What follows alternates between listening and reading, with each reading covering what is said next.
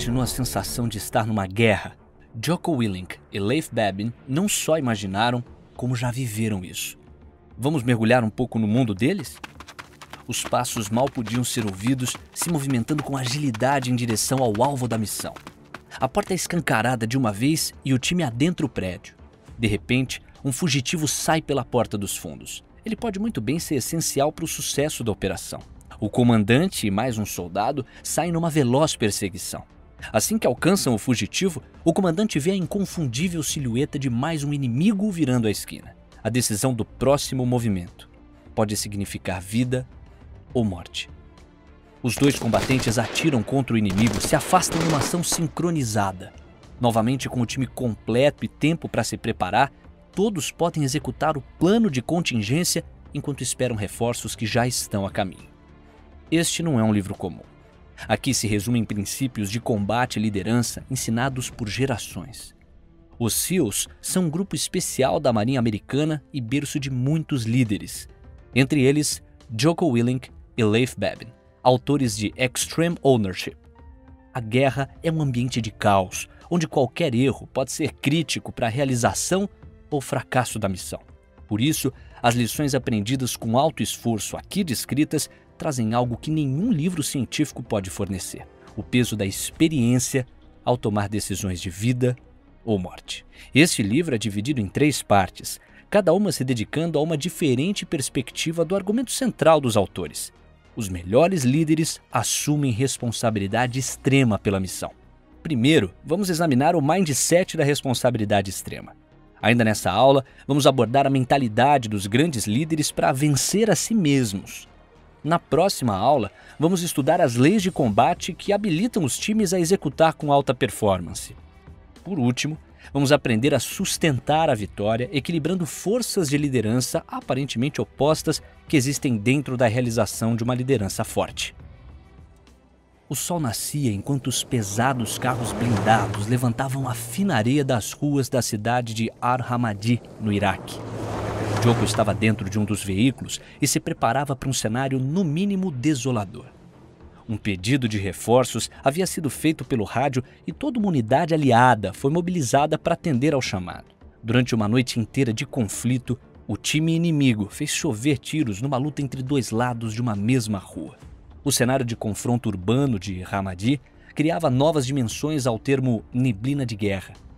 Além da poeira levantada pela movimentação das tropas, pelos tiros e bombas que pulverizavam paredes, a complexidade do campo de batalha trazia maiores riscos para todas as operações.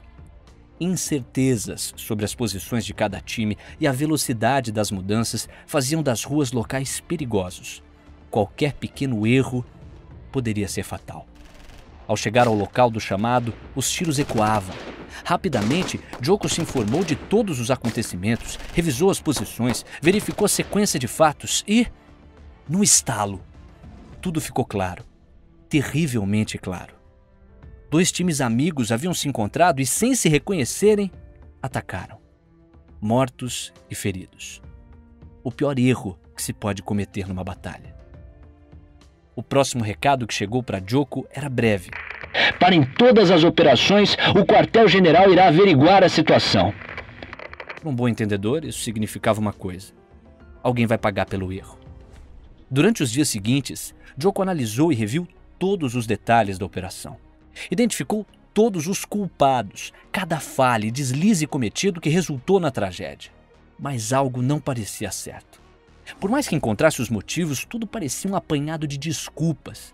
Afinal, ele era o líder da unidade, sob seu comando que os demais líderes realizavam as operações.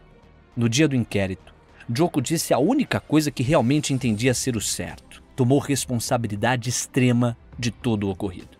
Para Jocko, isso é liderar. Líderes definem sucesso e fracasso de um time. Um líder deve ser dono de absolutamente tudo em seu mundo. Tudo que pode afetar a realização da missão deve estar dentro do campo de visão de um líder. Não há ninguém para culpar, por isso ele deve resolver problemas. Não importam as desculpas, líderes desenvolvem soluções. Se um ponto fraco é encontrado em um liderado, líderes focam suas atenções no desenvolvimento desse indivíduo. E mais importante de tudo, no sucesso, líderes dão créditos aos seus liderados. No fracasso, eles se apropriam da situação. O resultado será um profundo respeito pelos seus superiores e liderados. Aquela era uma manhã particularmente gelada e mesmo antes do sol raiar, os instrutores já gritavam ordens em seus megafones. No segundo dia da Hell Week, a semana de treinamento mais intensa dos SEALs, os participantes já se encontravam no limite de sua resistência. Esse famoso treinamento é um marco para os membros da Marinha que tentam se tornar parte do time de elite, pois funciona como uma graduação. São 72 horas seguidas de esforço sem dormir. O desafio maior não é o físico, mas sim o mental. Uma competição exaustiva, com instruções deliberadamente complicadas e confusas. Essa combinação fatal leva todos ao limite. O treinamento funciona da seguinte maneira. Os participantes são separados em times de 7 pessoas, onde um deles atua como líder. Esses times competem entre si e têm um barco inflável que são obrigados a carregar sobre os ombros ao longo da praia, remando no mar agitado como parte do treinamento. Leif era instrutor num desses treinamentos, onde presenciou o inimaginável. Nesse caso, havia 2 equipes se destacando por motivos completamente opostos. O time 2 estava na liderança da competição, ganhando todas as provas. Mas o time 6 estava na lanterna e sofria miseravelmente sob os xingamentos dos instrutores. Ao observar de perto, Leif pôde perceber algumas diferenças entre eles. No time 2, todos os membros trabalhavam em equipe, como um organismo único. Compensavam as fraquezas uns dos outros se ajudando.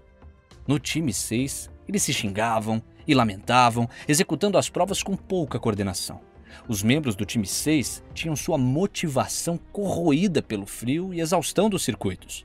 O time 2, além de encarar os desafios com disposição, ainda podiam aproveitar os breves momentos de descanso que só o time na liderança podia desfrutar. Por último, no time 2, o líder mantinha o foco na missão, colocando a atenção de todos na próxima meta. Infelizmente, a situação do time 6 só os permitia olhar para o próprio umbigo. Até que um dos coordenadores do treinamento decidiu fazer uma pequena mudança.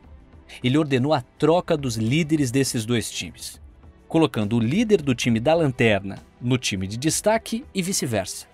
O que você acha que aconteceu?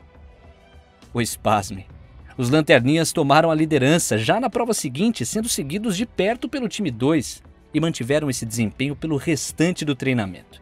Eles inverteram o jogo e passaram a ter os mesmos comportamentos do time 2. Esse exemplo ilustra a diferença que bons líderes fazem em um time. Para Leif, a liderança é o fator mais importante na vitória, tendo um poder contagiante. Esse farol estimula a criação de hábitos de alta performance. Sob uma boa liderança, um time constrói uma cultura forte, onde todos trabalham em sintonia, motivados e com foco na missão. O próprio Leif, ao passar por esse mesmo treinamento, percebeu que suas ações mais importantes enquanto líder eram dar o exemplo, assumindo responsabilidades. Outro ponto crucial era ser realista ao reconhecer os pontos de melhoria. Ao se colocar nas posições mais difíceis, o líder impõe um alto padrão de performance a ser alcançado pelos liderados. Na segunda vez em que Joko foi enviado em missão ao Iraque, um dos primeiros comandos que recebeu o deixou bastante preocupado. A partir daquele momento, absolutamente todas as operações a serem conduzidas por tropas americanas deveriam ser feitas junto a tropas iraquianas. Isso significava que, já não bastasse a complexidade do campo de batalha, ele teria que lidar com mais esse problema. A notícia não agradou nem um pouco os membros do exército americano. As diferenças entre os níveis das 2 forças de combate eram palpáveis. A estrutura do exército iraquiano estava muito distante do ideal, ainda mais se comparada às forças armadas americanas. Para começar, itens simples de equipamento como armas e dispositivos eram uma lástima. Enquanto os soldados americanos tinham os últimos avanços tecnológicos em óculos de visão noturna, o Iraque contava com um armamento enferrujado, a ponto de emperrar entre tiros. A falta de treinamento e experiência das forças locais também eram pontos de embate. Muitos soldados iraquianos iam para o exército pelo salário devido a dificuldades econômicas. Isso significava que, se os combates fossem muito intensos, alguns fugiam, uma tremenda falta de lealdade aos companheiros. Ou seja, como coordenar operações em conjunto se o time americano teria que se preocupar com os aliados além dos inimigos? Foi então que Joko começou a se perguntar: por que os generais do alto escalão iriam tomar uma decisão que colocaria as tropas em perigo? Qual o objetivo do quartel-general com essa medida? Foi então que, ao questionar, Joko entendeu a decisão. O nome da operação americana em solo iraquiano era Liberdade do Iraque. Mas todos os problemas que vimos sobre as forças locais só evidenciam um ponto, que o exército iraquiano vivia uma dependência das forças americanas. A decisão dos generais visava exatamente combater os problemas identificados. Trabalhando em conjunto, os americanos fariam um treinamento intensivo com as tropas locais, trazendo capacitação a soldados carentes de uma estrutura mais profissional. Esse esforço serviria como ponto-chave para habilitar o Iraque a tomar as rédeas do confronto, passando a ter um maior empoderamento da situação nacional na luta contra o terrorismo. Finalmente, trabalhando em parceria, os americanos poderiam aproveitar o conhecimento local sobre a cultura e geografia da cidade de Ramadi. Agora, a missão estava clara. Então, Joko podia acreditar nela, passando essa convicção aos seus liderados. Entender o propósito da missão abre caminho para o time vislumbrar uma causa maior. Essa visão alimenta a confiança nos objetivos e a força para superar os problemas que encontramos no caminho. Por fim, a mensagem é transmitida da alta liderança para os líderes de times e finalmente aos liderados, resultando em um alinhamento de metas e valores. A cidade de Ramadi não era local para qualquer um. Entre os distritos da cidade, Malad era um dos mais perigosos. Lá havia uma alta concentração de rebeldes altamente coordenados e fortemente armados. Ao lado dessa mesma região, havia uma base militar americana chamada Acampamento Corregidor. Uma unidade americana altamente disciplinada permanecia no acampamento num estado permanente de alerta. Para sobreviver nessas condições, todo cuidado era pouco. Ninguém podia andar entre os prédios sem estar completamente protegido com capacete e uniforme completo, além de seguir rigorosos procedimentos de segurança para a execução de quaisquer operações. Para dar suporte, alguns grupos de elite eram enviados para o acampamento, mesmo sendo considerados os melhores entre toda a marinha americana. Quando os SEALs chegaram, perceberam a bravura dos soldados comuns que defendiam aquela posição. O sentimento de humildade prevaleceu entre os times. Assim, os membros de elite formaram um laço de respeito com a unidade local. Ao ouvir, aprenderam como batalhar sob as condições específicas daquele bairro. Trabalhar junto era a única alternativa para ter sucesso em Malab. Com esforços coordenados, os times somavam habilidades no planejamento do posicionamento em campo, que garantia a segurança de todos. Certo dia, outro time de elite foi ao acampamento. Era uma unidade de forças especiais que conquistou grandes resultados em outras operações pelo país, que agora vinha se provar nas perigosas ruas de Ramadi. Mas o comportamento dessa unidade foi bem diferente. Ao chegarem lá, o sentimento de superioridade foi instalado. Os integrantes da equipe não apenas ignoraram toda a experiência acumulada dos soldados que conheciam o bairro como a palma da mão, como desmereciam tais conhecimentos. Isso os levava a planejar missões como esforços isolados. Como se fossem imunes às regras de segurança, mantinham suas localizações sigilosas, se negando a informar com precisão seus planos. O resultado? Em questão de semanas, foram expulsos do acampamento. Você consegue identificar qual foi o fator crítico que diferenciou a abordagem de cada time? Se você respondeu que o ego teve um papel importante nesses comportamentos, tá certo.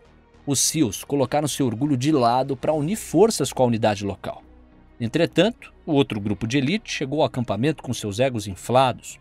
Apesar do ego ter efeitos positivos na busca pela vitória, se sai do controle, atua como uma neblina.